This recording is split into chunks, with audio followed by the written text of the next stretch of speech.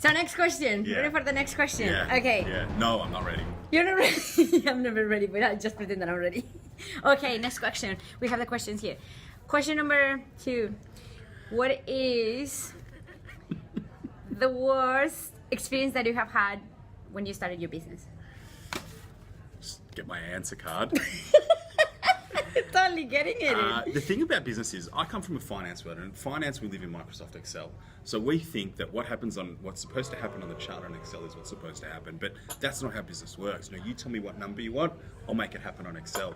Business is actually about talking to people, it's about getting stuff done, it's about growing yourself and your business, and then sort of the sales and the revenue comes from that, and then all the other stuff that comes in managing your business. So for me, the big lesson is what happens in Excel isn't necessarily what happens, but you have to have that budget and that plan down pat, and you need to know it inside out. So basically everything, like nobody knows what happens between the sheets.